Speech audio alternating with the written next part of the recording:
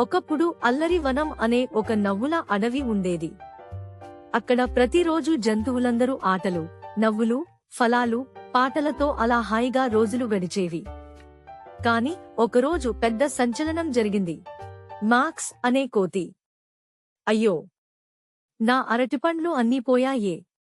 నిన్ననే 100 పండ్లు లెక్కపెట్టాను. ఇప్పుడు ఒక్కటి కూడా లేవు. ఎవరో దొంగిలించేశారు. Parrot Penny. ఓ మాక్స్, మళ్ళీ నిద్రలో తినేసావేమో చూసుకో. నిన్న కూడా అదే అనుకున్నావు కదా.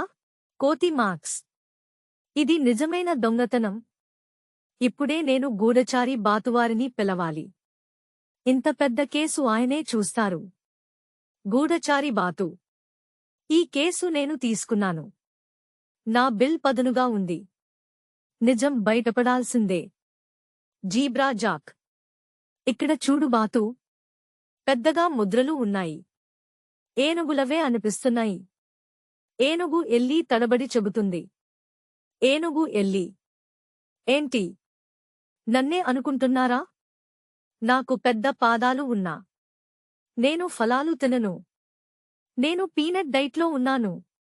పారెట్ పెన్నీ వెనకవైపు చూసి ఆశ్చర్యంగా చెబుతుంది. వెనకవైపు చెట్టు చూడు. అరటిపండ్లు ఉన్నాయి. కానీ పీనట్ బటర్తో అంటించి ఉన్నాయే. కోతి మాక్స్ పరుగెత్తుకుంటూ వెళ్తాడు. కోతి మాక్స్, అరటిపండ్లు, నా పండ్లే ఇవి. Peanut butter? ఎవరు ఇలా చేస్తారు?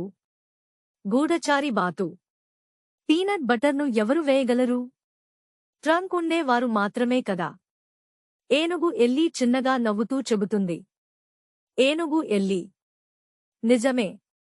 కాని నేను మాక్స్ పుట్టినరోజు కోసం సర్ప్రైజ్ తయారు చేస్తూ ఇలా పెట్టాను. అందరూ ఆశ్చర్యంతో చెబుతారు.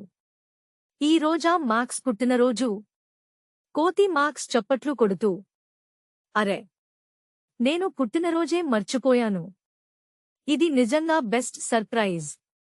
అందరూ కలిసి అరటిపండ్లతో పార్టీ మొదలు పెడతారు.